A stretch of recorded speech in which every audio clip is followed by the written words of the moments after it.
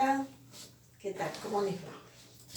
Bueno, nos volvemos a encontrar. Y vamos a trabajar hoy con uno de los temas fundamentales. Siempre les digo lo mismo, ¿no?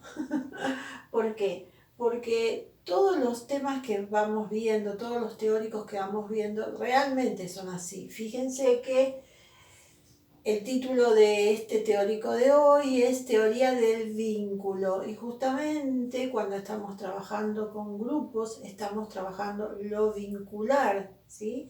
Lo que sucede entre los integrantes de un grupo en este caso, cuando hablamos de coordinar grupos como psicólogos sociales. Bueno, entonces, ustedes ya conocen a Enrique Pichon-Rivière, que es el hacedor de esta teoría. ¿Y qué dice nuestro teórico? Enrique Pichon-Rivière, médico psiquiatra, psicoanalista, fundador de APA. APA es la Asociación de Psiquiatría Argentina. Trabajó con neuróticos, afecciones psicosomáticas y psicóticos, que son perturbaciones primarias con la realidad, aislamiento, con tratamiento grupal e individual. ¿Se acuerdan cuando vimos en los primeros teóricos, cuando hablábamos de la vida de Pichon? Bueno, él dentro de las dos instituciones donde trabajó, la segunda y la que estuvo más tiempo, donde armó toda su teoría, que fue en el Borda, en el Hospital Borda, trabajaba con neuróticos y con psicóticos, ¿sí? Fundamentalmente los neuróticos, que son afecciones psicosomáticas, y psicóticos, que son perturbaciones primarias con la realidad, aislamiento. Y él lo trabajó a los neuróticos y a los psicóticos con tratamientos grupales y también individuales. ¿Por qué se destaca este aspecto? ¿Por qué? Porque cuando en un neuropsiquiátrico de esos tiempos donde Enrique trabajó, realmente la concepción de lo que era la psiquiatría y la psicología era muy distinta a la que conocemos hoy, ¿sí? Aunque sabemos que hay muchos lugares donde todavía por ahí se sigue sosteniendo, que era medicar, hacer tratamientos que no revertían nada o muy poco de la situación de su salud mental. Y él, como buen observador, como buen investigador, y tratando de buscar otras técnicas para trabajar con estas personas, con este sufrimiento, encontró, ¿sí? ¿Se acuerdan cuando vimos que él empezó a trabajar en Torres, en Luján? Que había otras maneras de acercarse a la problemática y tratar de revertir dentro de las posibilidades de cada uno su situación. Entonces, fundamentalmente con los psicóticos, que él decía que había un resto estructural conservado. Él pensaba, y así lo hizo, trabajar con ese resto estructural. Fíjense que psicóticos, estamos hablando de psicóticos, perturbaciones primarias con la realidad, aislamiento. Y es decir, difícil de integrarlos a una vida familiar, de integrarlos a una sociedad. Pero él decía que había un resto de esa estructura que, trabajándolo de una determinada manera, distinto a lo que se hacía habitualmente, podía, en la medida de cada uno, porque una cosa es una patología y otra cosa es la persona que lleva esa patología, tratar de volverlo a la vida medianamente social. Entonces, cuando era jefe de servicio de admisión, desde 1930 a 1952, en el Hospital Borda, como les decía, empezó a trabajar de otra manera. Vamos a ver cuál. Cuando se le llevaba a un paciente, él estaba en la parte de admisión del Hospital Borda. Cuando llegaba a un paciente psicótico, a la admisión y él lo entrevistaba o trataba de acercarse primera vez, lo llevaban en situación de crisis, cuando todos los síntomas estaban potenciados, en situación de crisis. Pero generalmente llegaba a esa admisión solo, o porque la familia lo dejaba para que se le hicieran los estudios o las entrevistas, lo que fuera, y lo dejaban y se retiraban, o no entraban a la entrevista con el especialista. Y él lo que decía, que no era la manera realmente de saber cuál era la problemática que tenía ese paciente. Él pensaba que lo importante era trabajar con el paciente y con la familia. El paciente como figura y la familia como fondo. ¿Qué quiere decir eso? Paciente figura era el que mostraba, según Pichon, una problemática que tenía que ver con la familia, que era su fondo, que era su hábitat hasta ese momento y su entorno social. Él los conectaba, la patología de este paciente, que era el emergente, con la problemática familiar. ¿Por qué? Porque él decía que había una trama vincular, por eso empezamos por ahí, estamos hablando de la teoría de los vínculos de Pichon, que había una trama vincular donde, de la familia, ¿no? Trama vincular familiar, donde había roles, fantasías, actualizaciones, ansiedades que se entrecruzaban con este emergente de la situación grupal, que era el paciente, que en ese momento estaba en crisis y que era llevado por la familia a ese neuropsiquiátrico. Y entonces él decía que la familia es un sistema es donde los distintos elementos se conjugan, interactúan, un sistema de causalidad recíproca. No le echaba la culpa de la problemática del paciente a la familia, sino que había una causalidad recíproca, un poco y un poco. Vamos a verlo. Causalidad. Causa, familia, efecto, el enfermo. Causalidad dialéctica, dice. Vamos a recordar de qué hablamos cuando hablamos de dialéctica. Dialéctica es ambas partes, la teoría y la práctica. ¿Se acuerdan cuando vimos el método dialéctico, cuando empezaron la carrera? Bueno, entonces la dialéctica es el interjuego entre dos partes. Entonces él habla de causalidad dialéctica. Las dos partes tenían parte de esa responsabilidad, de esa crisis y de esa problemática de ese psicótico que llevaban a la consulta.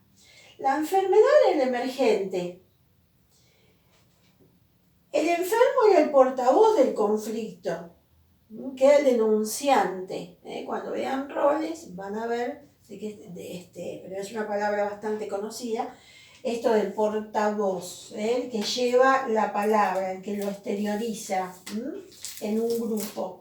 Entonces, el portavoz del conflicto, que era el paciente psicótico, es el que expresa algo de esa situación vincular familiar. Entonces, la mirada terapéutica para llegar a una mejora o a una estabilización de ese paciente era la situación de vínculo, qué pasaba en esa familia, para que ese paciente tuviera esas características. Mirada terapéutica. En psicología social, esa mirada terapéutica es la unidad de análisis de esa red vincular. Entonces, en psicoanálisis son los fenómenos intrasubjetivos, es decir, fenómenos intrasubjetivos. entre los sujetos, que tiene que ver con el mundo interno de cada uno de esos integrantes que interactúan, en este caso dando pie a esta problemática de este paciente. Proceso interaccional, es decir, lo vincular de esta familia. Factor fundante de la subjetividad. El psiquismo se construye. Bien, vamos a aclarar bien esto que parece que no está muy claro. Proceso interaccional, es decir, cuando nosotros llegamos a este mundo, siendo bebés, obviamente entramos, o ya entramos en lo que es la fase intrauterina, a una cuestión vincular. ¿Cuál es el primer vínculo? Con nuestra mami, con nuestra mamá. Luego va a haber esa interacción con la mamá, ya cuando nacemos, con el papá, que también interactúa en la vida intrauterina, con los hermanos, con los vínculos primarios que se van formando en esa familia.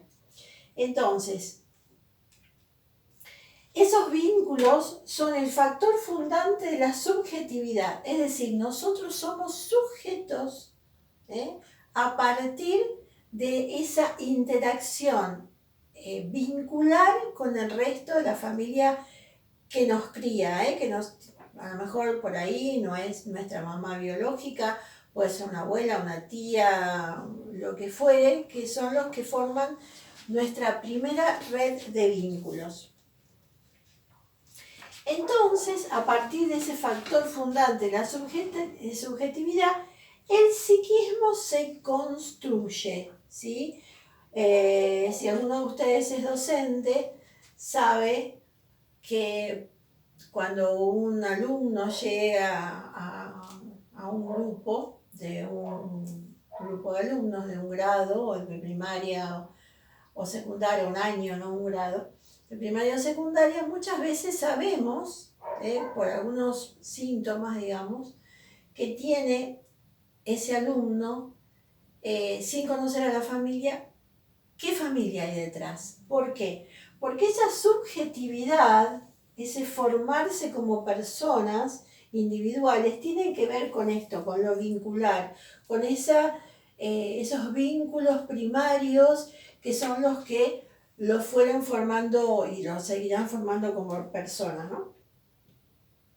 Bien, Freud dice que el otro como modelo, objeto, auxiliar o adversario. Es decir, cuando hablamos de lo vincular, fíjense el título, subjetividad y contexto. Acá hablábamos de subjetividad, ¿no? La subjetividad es formarnos como sujetos. ¿Qué significan sujetos? La palabra sujeto, atado. ¿Atado a qué? Atado a nuestra historia, atado al momento en que llegamos a esa familia, a nuestra historia, a nuestros antepasados. Todo eso lo llevamos puesto en nuestra subjetividad en cada uno de nosotros. Entonces, Freud dice el otro como modelo, objeto, auxiliar o adversario. Como modelo que seguimos. El modelo puede ser bueno o no, pero es lo que tenemos cerca, los que nos va formando como sujetos. Objeto, auxiliar, dos cosas, ¿no? Como objeto, como auxiliar, como compañía o como adversarios. Nos queremos parecer a nuestro abuelo materno, pero no nos queremos parecer en nada a nuestro abuelo paterno, por ejemplo, ¿no? O materno, al revés. ¿Por qué? Porque hay características que nosotros adoptamos o no según cómo vamos creciendo. La psicología, dice Freud, esto lo sabemos, es psicología social. ¿Por qué? Porque siempre el otro es significativo. Las personas que pasan por nuestra vida, todas las personas en mayor o menor medida, por supuesto, no de la misma dimensión, dejan una huella en nosotros. Piensen a lo mejor un familiar más cercano o más lejano, un vecino, un amigo, no sé, un maestro que tuvimos, dejan su huella, ¿sí? Y dice, un otro que es significativo, que nos dejó algo, que significó algo para nosotros, como adversario o como modelo, ¿sí? Pero nos dejó su huella. Psicoanálisis y psicología social, intervención del mundo externo en la formación del sujeto. ¿Por qué? Los dos aspectos, psicoanálisis y psicología social. ¿Por qué? Porque hay una interacción intrasubjetividad, ahora lo explicamos bien, y una intersubjetividad. Vamos a repetir, intrasubjetividad, psicoanálisis central, construido por el otro, intra, hacia adentro, intra. Intersubjetivo en esa red vincular, ¿sí? O sea, todo el que forma parte de nuestro entorno, forma parte también de nuestro mundo interno, ¿sí? Nos deja huellas en nuestro mundo interno, aunque no sabemos después de mucho tiempo, puede ser, de dónde sacamos esa herencia, de dónde nos queda esa costumbre, por decirlo de alguna manera, pero todos los sujetos, las personas que nos rodean en distinta dimensión, no exactamente todas, dejan nuestra huella, que es la construida por el otro y esta como red vincular. La psicología social dice unidad de análisis de la patología. Familia, vamos a empezar de nuevo, psicología social, unidad de análisis de la patología del grupo familiar. ¿Por qué? Pichón cuando trataba con estos pacientes que llegaban a la admisión, volvemos a lo que decíamos al principio, no trabajaba con el paciente solo, sino con la familia, porque ahí va a tener mucha más información para poder luego trabajar con ese paciente en forma individual. Y muchas veces, que creo que yo se los comenté también en alguna clase, hacía que llevaran, si tenían un perrito en la casa, que lo llevaran, porque a veces era la manera de ver lo intrafamiliar, como trataban ese animal, que era probablemente de la misma manera que en la intimidad de la familia trataran a los miembros de esa familia, ¿no? O a esta persona que habían llevado. El grupo familiar es culpable o responsable de lo que le pasa al sujeto? Pregunta. Bueno, es un dilema, en ese momento era un dilema, porque son dos opuestos que se chocan.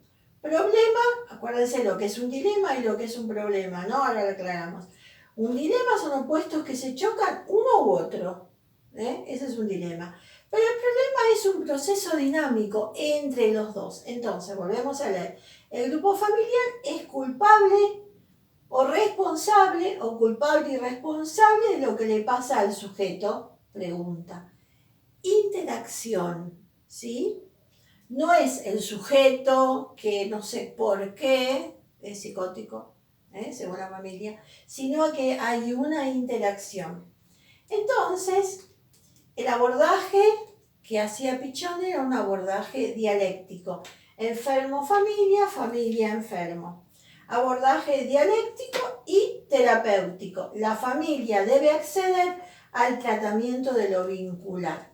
Bien, cuando ustedes estén en segundo año, van a recibir la certificación a fin de año, después de haberla trabajado durante todo el año, de operador preventivo en salud mental. Y en ese proceso, de ese aprendizaje de operador preventivo en salud mental, van a estar en contacto con la nueva ley de salud mental que ya tiene 10 años, no es tan nueva, y con muchas modificaciones que se hicieron o que se pretenden hacer, porque en realidad muchas todavía están en proceso, de esto que estaba hablando Pichón en ese momento. No al paciente aislado, sino al paciente enfermo familia. Entonces, abordaje dialéctico, enfermo-familia, abordaje terapéutico. La familia debe acceder al tratamiento de lo vincular. O sea, él decía, Pichón, que no se podía trabajar con el paciente solo si la familia no accedía a hacer ese trabajo también en lo intrafamiliar. Terapéutico, la familia debe acceder al tratamiento de lo vincular. Sistema de comunicación, ¿qué analizaba Pichón? Ese abordaje terapéutico. El sistema de comunicación, o sea, cómo se comunicaban, la estructura del vínculo. Sistema de comunicación. Estamos muy acostumbrados a ver, inclusive a lo mejor lo tenemos cerca o en nuestro vecindario, lo que sea, esta distorsión del sistema de comunicación sana en lo que es el trabajo o la educación de los niños, ¿no? El maltrato, el grito, menospreciado, decirle o tonto o cosas aún peores, eso va socavando la autoestima, ¿sí? Por ejemplo, esto es un ejemplo nada más. Eso él observaba, Pichón observaba como algo importante cómo se comunicaban o cómo no se comunicaban, ¿sí? Para hacer un diagnóstico, ¿no? ¿Cómo era la estructura del vínculo? O sea, ¿qué rol cumplía cada uno de los integrantes de esa familia? Si había una familia tipo madre, padre, hermanos, hijos de esa familia o no, o si era una familia disfuncional o lo que fuera. Todo eso lo observaba como elementos para luego trabajar. José Blecher, que es uno de los autores que nosotros muchas veces tenemos como referente, decía que la diferencia entre la psicología individual y la psicología social es la forma de estudiarlos, no la cantidad de individuos. Es decir, voy a leerlo. La diferencia entre psicología individual y psicología social es la forma de estudiarlos, es decir, a las personas que estaban tratando, no la cantidad de individuos. ¿Por qué? Blecher habla de que no se puede trabajar o hacer progresos con un enfermo mental, en forma individual, lo mismo que decía Pichón, sino en la cantidad de los integrantes. Bien. Y pone como ejemplo, además, los líderes políticos. A ver, acá estamos. Cuando hablamos de una horizontalidad y no una verticalidad en los roles, y acá ven ustedes que hay un puntito rojo donde la horizontalidad y la verticalidad se juntan en un rol, es porque la horizontalidad serían, vamos a poner, está hablando acá líderes políticos, pone como ejemplo esto, ¿no? La horizontalidad sería un pueblo. Y la verticalidad sería un líder, mejor dicho, un político que quiere ser líder. Si esa horizontalidad lo acepta como líder, entonces se va a formar el rol de líder. Pero por más que esa persona quiera ser líder, si la horizontalidad no lo acepta como tal, imposible que lo llegue a ser, ¿sí? Por eso cuando hablamos de los grandes líderes políticos en lo bueno o en lo malo, pongamos dentro de los malos ejemplos a un Stalin o a un Hitler, ahí había bien marcada, y se la sigue habiendo, entre una verticalidad y una horizontal. Hitler, por decir algo, quería ser líder de ese pueblo, pero el pueblo se lo concedió ese liderazgo. Entonces ahí se pudo formar el rol. No solo es válido para analizar la enfermedad, sino todos los vínculos normales de un sujeto y comprender su conducta. Ese emergente, es lo que decíamos antes, es el portavoz. Es el que lleva la voz cantante de la problemática, en este caso que estamos hablando de vínculos, de la problemática familiar. Y entre las cuestiones que analizaba él era Pichón, es la tendencia a la interacción, ¿no? Vínculo, objeto de nuestra mirada, en este caso. Nosotros, que somos sujetos, tenemos tendencia a interaccionar.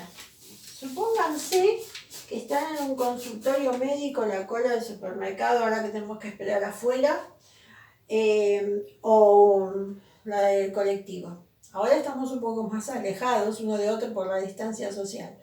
Pero de todas maneras, supónganse que estamos en un consultorio médico.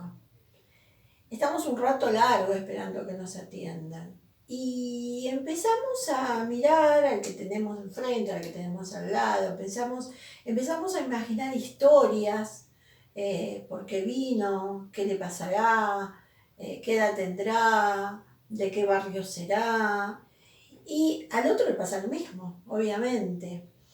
Entonces, a veces ni siquiera nos llegamos a comunicar con palabras, pero sí miradas, movimientos del cuerpo, o hacemos a ver si el otro levanta la vista y mira a ver quién es el que está haciendo así.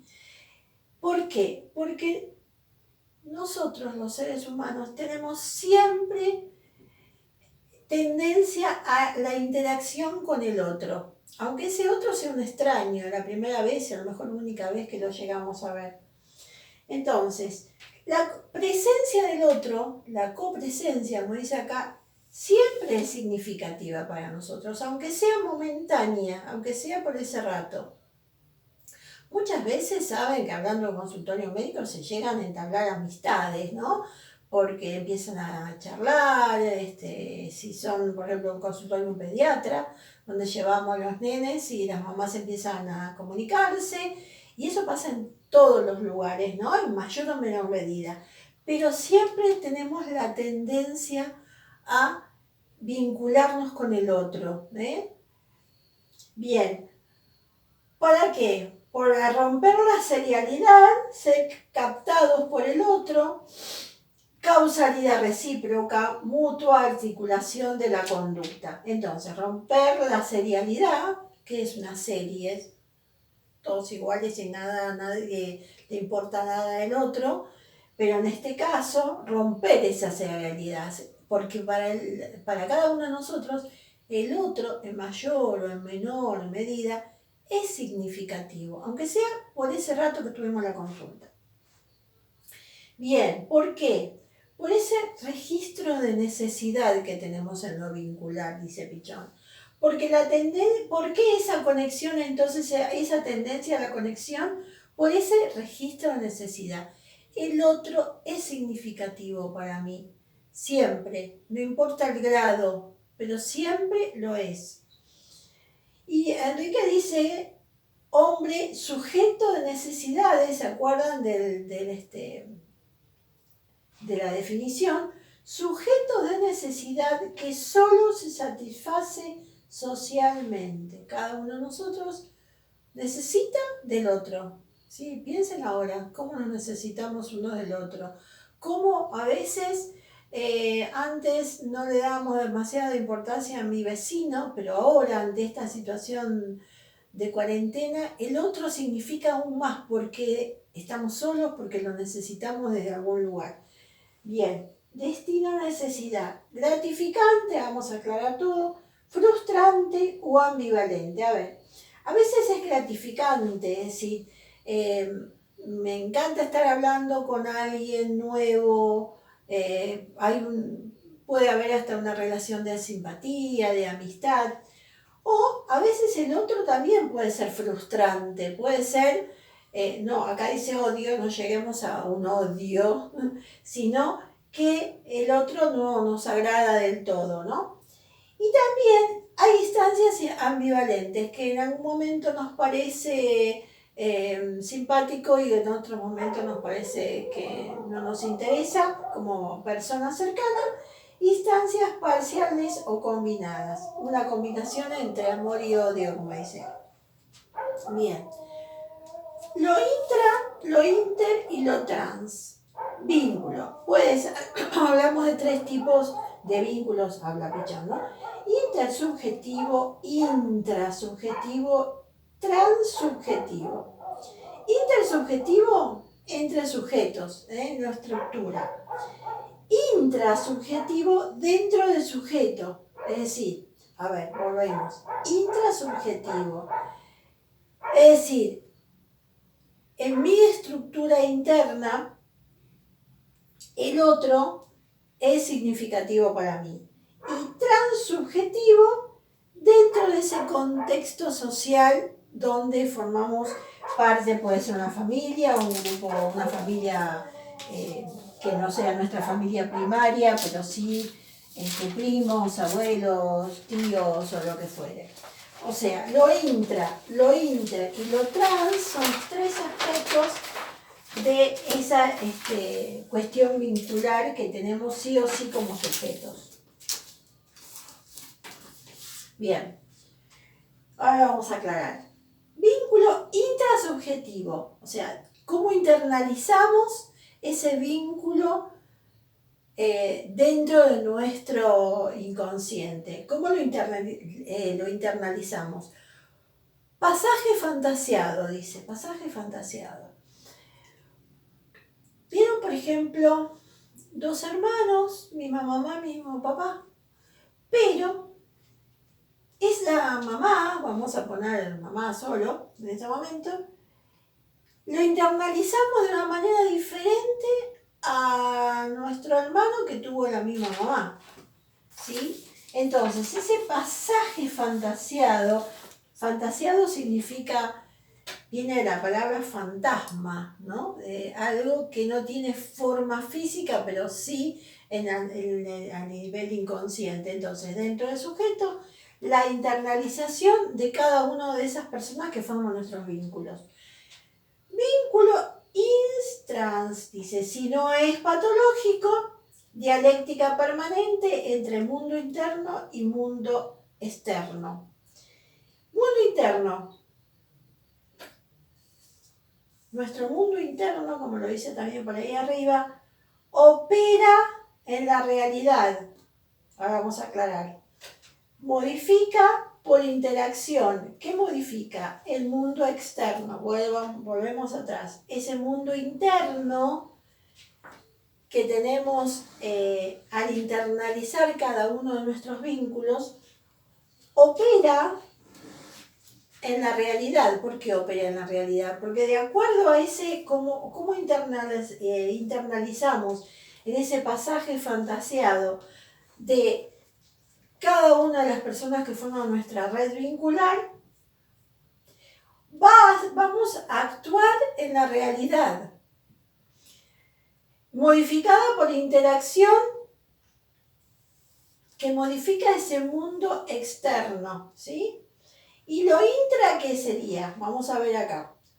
Sujeto, que seríamos nosotros, objeto, y acá sería lo más grande, es decir, lo que forma nuestro círculo vincular, sujeto nosotros, relación con el objeto que sería el otro, y lo inter, lo que sería nuestro círculo mayor de vínculos. Acá tenemos un concepto que es fundamental para nuestra carrera, que hablamos mucho, lo decimos muchas veces. Adaptación activa o pasiva a la realidad. Siempre estamos hablando de la red vincular, ¿sí? Estamos hablando del vínculo. Mundo interno, mundo externo, y acá hay una línea sinuosa que une los 2 aspectos. Nuestro mundo interno, en interacción con nuestro mundo externo, hablando de los vínculos, todo el tiempo se está estructurándose, gestaltum, como decimos. Entonces, si mi mundo interno lo voy adaptando, lo voy acomodando a lo que nos va sucediendo en nuestro mundo interno, esa adaptación es activa. Piénsense hoy, ahora, con todo lo que nos está pasando. Si ese mundo interno, lo que yo tengo como capital para poder interactuar con ese mundo externo, lo voy acomodando, lo voy estructurando, lo voy asimilando de manera positiva para interactuar de manera justamente adaptativamente a nuestro mundo externo, yo voy a tener una adaptación activa, me voy a ir acomodando, voy a ser resiliente. Y esa adaptación activa, Pichon habla de que es un símbolo de salud. ¿De qué salud? De salud mental, ¿sí? ¿Por qué? Porque a través de este proceso hicimos un aprendizaje de ir midiéndonos nuestras posibilidades, buscando poder resolver situaciones que se nos van presentando creativamente. Pichon habla mucho de la creatividad.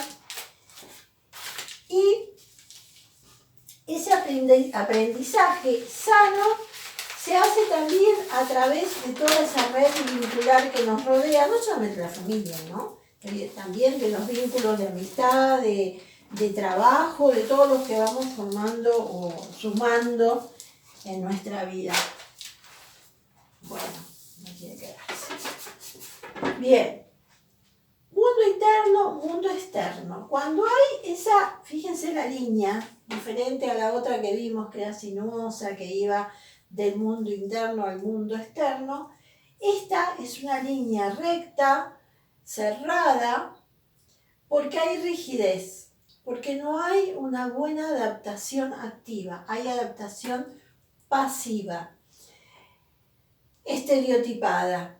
Las personas que por ahí ante una dificultad o que tropiezan siempre con la misma piedra, ¿vieron? Que decimos, y no aprenden de sus errores y que se quedan en su círculo de pensamiento sin pensar otras posibilidades para seguir adelante. Bueno, esas personas que tienen esa rigidez ante lo que le va aconteciendo en la vida, tienen una adaptación pasiva a la realidad. Son estereotipados, no pueden moverse de la forma estructurada como que piensan. Y ese aprendizaje está detenido, paralizado y provoca enfermedades, enfermedad mental. ¿Por qué? Porque esa enfermedad, vamos a empezar, mundo interno, mundo externo, rigidez, adaptación pasiva, estereotipada, no hay aprendizaje, decíamos, hay un aprendizaje detenido, provoca la enfermedad mental, piensen que estamos hablando, y provoca a su vez ida y vuelta vínculos enfermos. A lo mejor ustedes están pensando en alguien que conocen, que tienen una adaptación activa, como vimos antes, y una adaptación pasiva. ¿Por qué estamos hablando de esto de la estereotipia, de la adaptación activa y pasiva? Porque tiene que ver con ese entramado vincular de que estamos hablando. Si esa persona tiene adaptación pasiva, estereotipia y aprendizaje detenido, produce esa enfermedad mental que tiene que ver con lo que produce también en sus vínculos, ¿no? Provoca esos vínculos enfermos. Cuando hablamos de las mujeres que siempre eligen hombres violentos, evidentemente no aprendieron lo que les pasó en la primera o en la segunda. Están en la tercera relación con las mismas características. No han tenido una adaptación activa a la realidad, no hubo aprendizaje de esos errores o de esas problemáticas que tuvo. Entonces vuelve a repetir en vínculos, otra vez en vínculos enfermos. Y esto es un círculo vicioso, ¿sí? Bien. Mira la definición que da Pichon. El sujeto es sano en tanto aprende la realidad en una perspectiva integradora y tiene capacidad para transformar esa realidad, transformándose a la vez él mismo. está activamente adaptado en la medida en que mantiene un interjuego dialéctico con el medio. Volvemos a leerlo y lo vamos a explicar, porque es muy rico este concepto. El sujeto es sano, estamos hablando de salud mental, ¿no? El sujeto es sano en tanto aprende la realidad en una perspectiva integradora y tiene capacidad para transformar esa realidad, para cambiar, para subsanar sus errores, para no volver a equivocarse, transformándose a la vez él mismo, ¿ven? Sintiéndose más poderoso en cuanto a sus capacidades de salvar las dificultades. Está activamente adaptado en la medida en que mantiene un interjuego dialéctico con el mundo. Dialéctico, ¿se acuerdan que era un interjuego? El aprender de la realidad, llevarlo a nuestro mundo interno, ver qué podemos modificar, qué nos sirve, qué errores cometimos para seguir creciendo, para seguir aprendiendo. El orden de lo proto. Adultos, vinculación establecida. Esto es muy interesante, este concepto. Para que nos entendamos un poquito más qué profundo y qué importante que es esta cuestión de lo vincular. Adultos, vinculación establecida. Bebé, antes de nacer, protovínculos con la madre. Adulto, vinculación establecida. Cuando ya somos adultos tenemos una red vincular establecida. Pero el bebé, antes de nacer, hay una relación con la mamá de protovínculo. ¿Por qué proto? Proto significa anterior, rudimentario todavía, ¿no? Bebé, madre, relación asimétrica, obviamente. Ese bebé dentro del útero materno no tiene ninguna necesidad, tiene todas sus necesidades satisfechas, oxígeno, comida, ambiente de una temperatura ideal, no precisa nada más. Pero la mamá es la que tiene, digamos, le proporciona de todo eso que el bebé necesita. Entonces por eso dice que es asimétrico. En el bebé no hay registro de necesidad. Hay respuestas a estímulos, tensión, susto por cambios hormonales. Sí, las que son mamás seguramente saben de qué estamos hablando, ¿no? Hay respuestas a estímulos cuando una mamá está muy cansada o no está nerviosa o lo que fuera, el bebé tiene respuestas, se mueve más, por ejemplo, si hay un susto, una tensión, como dice ahí, por esos cambios hormonales que se producen en el organismo de la mamá mientras el bebé está en su vida intrauterina, ¿no? ¿Qué pasa luego? Tendencia a la fusión. En el momento del parto,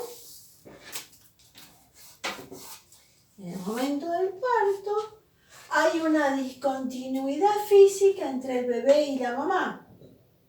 Bebé, madre, tensión de necesidad. ¿Por qué? Ese bebé necesita a la mamá para que lo alimente, para que le dé abrigo. Pero ¿qué nos pasa a las mamás? Las mamás también necesitamos de esa cercanía. La depresión posparto que se da en algunas mujeres tienen que ver con esto, con esa tendencia a la fusión, a la necesidad de estar uno cerca, junto al otro. La madre, depresión posparto, justamente bebé, protodepresión, es decir, esa mamá necesita al bebé, pero el bebé también, obviamente, con mucha más razón necesita a la mamá. Hay un vínculo asimétrico todavía. Solo la madre puede gratificar o frustrar, es decir, solamente la mamá le puede dar lo que él necesita o no dárselo. Pero el bebé pone su cuota de actividad, protagonismo y poder. Bien, cuando hablamos de, fíjense hasta dónde y hasta cuándo, ¿no? Desde cuándo, mejor dicho. Se produce esta cuestión de la relación vincular entre los seres humanos, desde antes del nacimiento. Por eso hablamos de esta cuestión de qué pasa cuando todavía estamos en el útero materno y cómo es esa relación, esa prorrelación que hay entre mamá y bebé y cómo luego se va desde lo vincular armando y el bebé ya aprendiendo esa dependencia y esa necesidad de estar con el otro. Bueno, alumnos, espero que esta clase les haya sido útil. Por supuesto, lean, como les digo siempre, lean, vean la clase cuantas veces necesiten y anoten sus dudas, porque así cuando nos encontremos las podemos charlar entre todos. Bueno, nos vemos. Chao, chao.